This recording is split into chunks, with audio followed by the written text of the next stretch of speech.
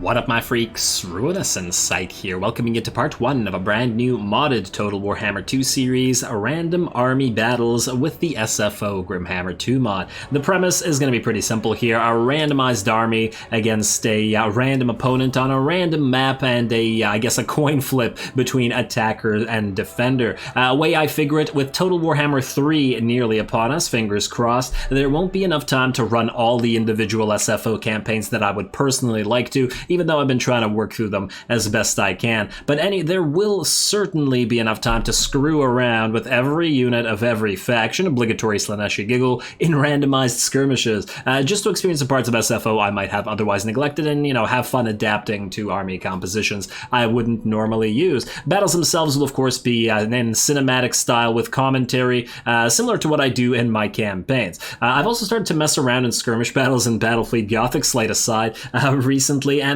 you've gotten a number of comments from you guys suggesting doing the same sort of thing for Total Warhammer, so I figured why not, but an SFO. I know lots of people do this sort of thing anyway, so I figured, once again, why not? Caving to peer pressure is my middle name. Anyway, I gotta keep this short, in keeping with the short form content. I guess I just want to mention one more thing. The most important but annoying thing that YouTube people, I guess, have been pestering you with for what feels like a lifetime at this point. Don't forget to drop those likes and comments if you enjoy this sort of content and you want to see more of the same stuff around here. I do this for fun, so I let the YouTube algorithm fully control my schedule and decide what to post which day, and that's based on engagement. Anyway, on to the show. So the way we're going to do this is I've already chosen the enemy faction and the Val's Anvil via a randomizer website, and did a coin flip. We're going to be the attackers and the defenders, and I think for the first few battles I'll want to go through one of every faction, like randomize our army but maybe not randomize our faction yet. Once we're done going through every faction, then we can randomize our faction, and maybe we'll go once through every sub-faction just to get the different color schemes and stuff,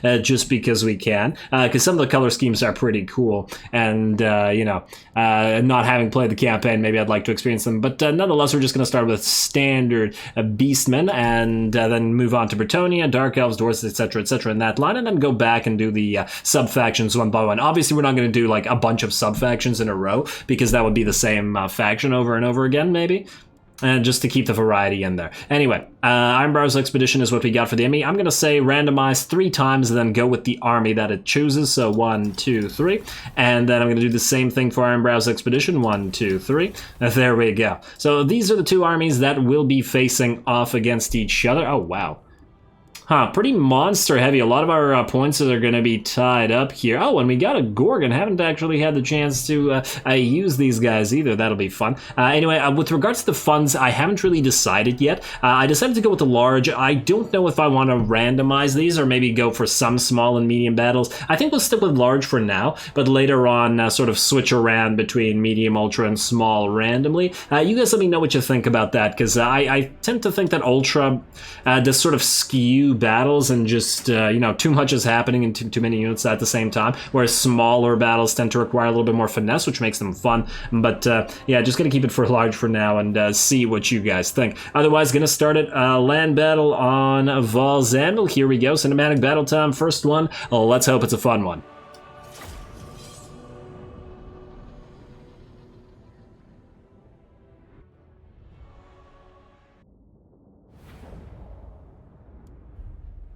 Alrighty, so right off the bat with this battle, I just want to point out how disadvantageous, which I really like, this is for our army specifically, and it is advantageous for the Dwarfs, because our Beastmen army would normally be relying on mobility, whereas the Dwarfs essentially have a giant bridge that they get to hold here. Not quite a bridge, as it is fairly wide, and we should still be able to at least partially surround their army, but A, they're the defenders, B, there's not really much room for flanking here, and the Dwarves generally do like to be boxed up. On top of that, the randomizer did not give us any magic users, so we can't even make use of the fact that the enemy's gonna blob up and hit him with some powerful spammy spells, but that's okay, I guess we'll get around that. Now, in terms of the setup, one of the advantages that we do have is the fact that we have quite a few units who do have Vanguard deployment.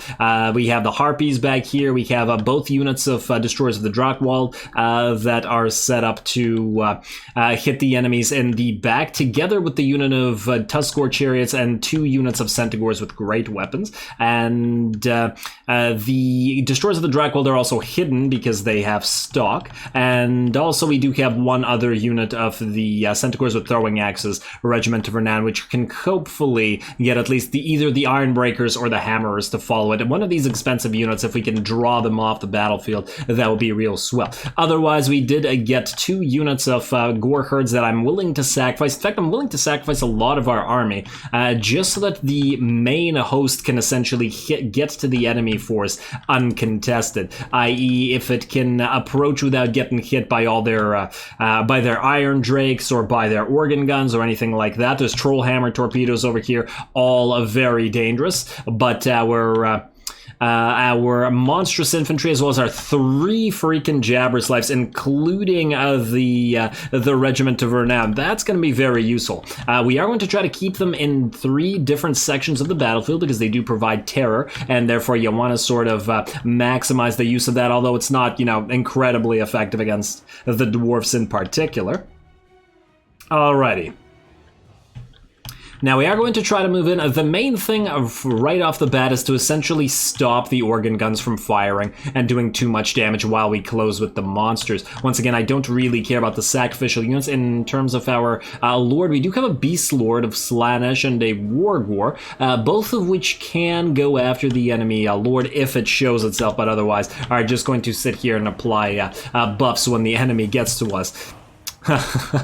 Accidentally turn them towards this direction. Let's see how these Centaurs with throwing axes are doing. Oh, it looks like the Hammers are indeed going to chase them around a little bit, which is pretty useful. If we can get this unit away from the enemy army, that would be great. And if this army, or this particular map, actually gave us room to maneuver around, that's what I'd be doing a lot more of, trying to surround the enemy dwarf army and making sure that it isn't able to really make use of its defensive capabilities as well, because it would constantly be getting hit in the flanks and the rear. Now, I did try to send the Harpies to try to annoy the enemy units of the organ guns over here, but unfortunately they got stopped and wrecked by the gyrocopters, as well as I believe they got hit at least once by those Iron Drakes. But that's okay. It does sort of open up the Iron Drakes and the organ guns to both our Tuskor Chariots and the Centaurs, which will now try to hit them.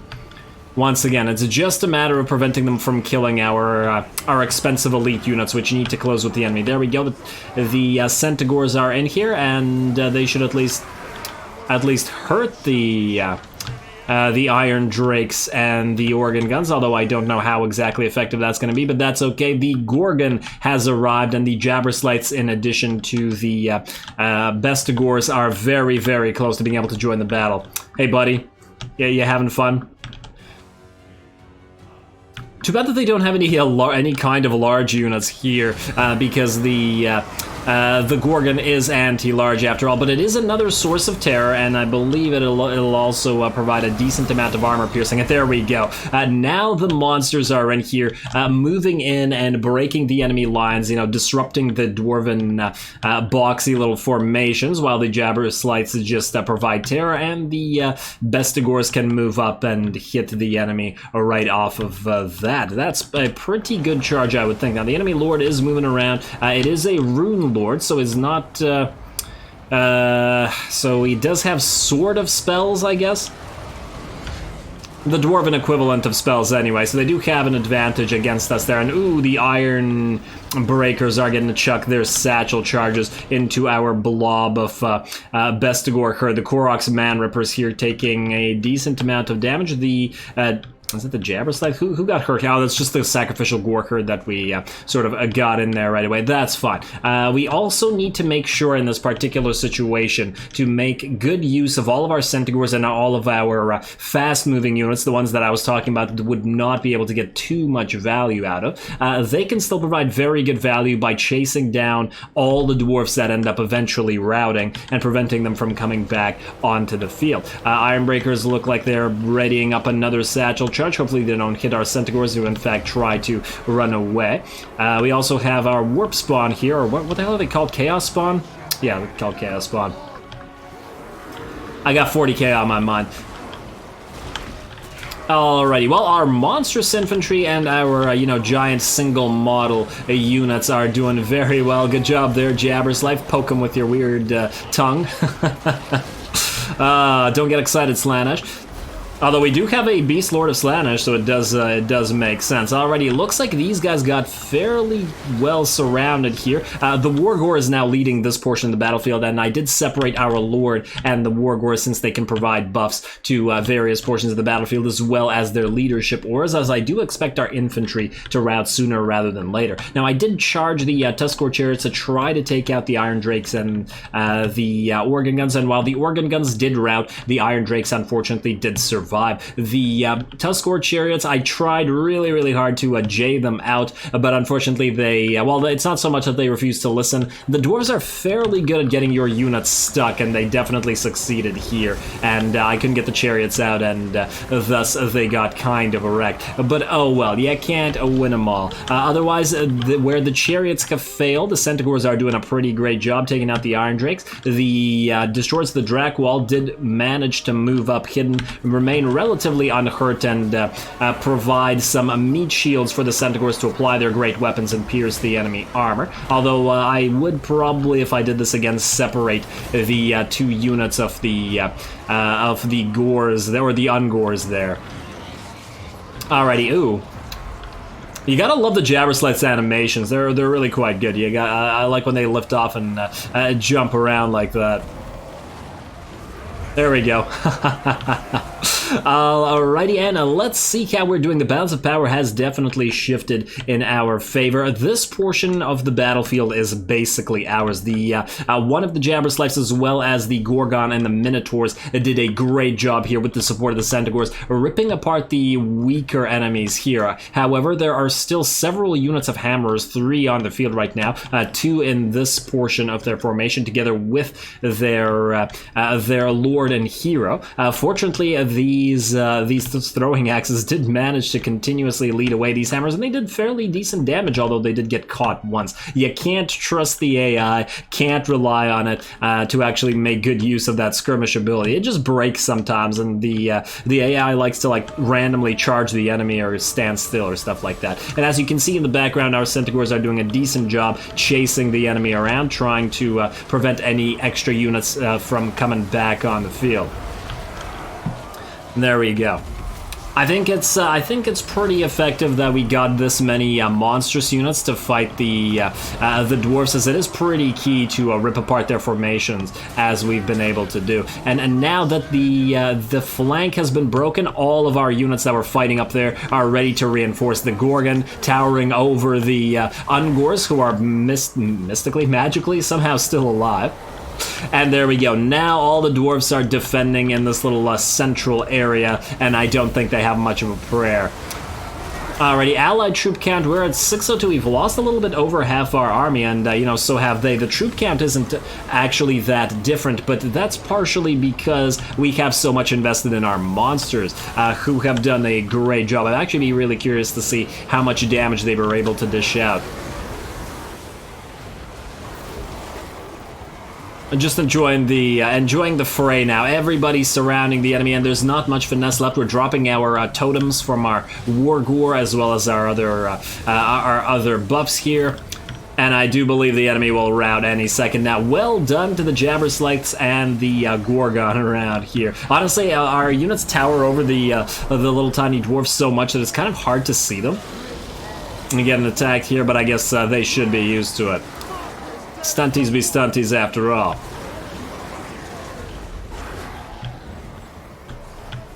Honestly, it feels like the Jabberslites and other monster units should just be able to literally crush enemy units, and I don't just mean dwarfs. I mean, Ungors are pretty tiny as well, and so are humans compared to these things. So just crush one with every step. Although obviously that would make monsters pretty obnoxiously overpowered. And I do believe that will be the end of this battle. The only enemy unit that has not routed off the field is this hero. Can't quite select him. I wanted to see how much damage he's been able to do. 10 kills, and he's just about to go down. I did have one of the Jabber Slights trying to chase this unit around because it is ethereal, and we do have magical damage on those Jabber Slights, and I think that worked out fairly reasonably. MVPs, regardless of how much damage the monster did, might still have to go to the various Centaurs, just as they've been doing an amazing job chasing around all the enemy units and preventing them from coming into the field, plus all the rear charges and cycle charges that they were able to do, apply that armor piercing, and cripple the enemy's morale in combination with our fear and terror from our monsters. One more hit should make you go away if we manage to hit, I think, buddy. Come on. Actually, I don't remember what dwarfen units look like when they die, or like a specifically ethereal dwarfen. Nah, they just look like a regular death. They don't like fade away, weirdly enough. Like, why would it drop down like that? Shouldn't it just fade away or just turn into mist or something? Alrighty, a bit of a Pyrrhic victory, but I honestly think that considering the damage that our monsters took, we did pretty well. They could have fought on for quite a while. The Gorgon completely unharmed. Same with the Regiment of Renown, with the Jabberslite. The Minotaur is still at full HP. Even the Chaos Spawn, which actually ran ahead of our one of our units and got stuck in there, they did fairly well and still had a little over half HP. And in terms of the damage done, yeah, well, it's unsurprising that we got 15k on 127 kills each on each of the Centaurs. Suspiciously even there, but well done. The Lords didn't do too much. I mostly tried to have them hunt down the enemy Rune Lord, but they were kind of having a difficult time there. Especially the Beast Lord of Slaanesh was kind of getting smacked around. But that's at least partially because there was a lot of hammerers in the press there. Otherwise, nearly 20k damage on the Minotaurs, 10 and 11k and 17k on the Regiment of Renown. The Jabberslice obviously did well. A little bit less on the Gorgon, interestingly. A little bit less, and yeah, well, the Harpies didn't do much, but they were just meant to sort of annoy and tie up the enemy units. At the end of the day, we still never lost a single unit, and I'm pretty darn happy with that. Stay tuned for more, I guess, because that's the end of this first one, and we'll keep up the randomness and hope we get some more completely random compositions that that perform, and as well as this one. Yeah. Yeah, all right. I'm just distracting myself looking at the damage dealt by the enemies. The gyrocopters did surprisingly well. I was shocked there for a second. 195 kills, huh?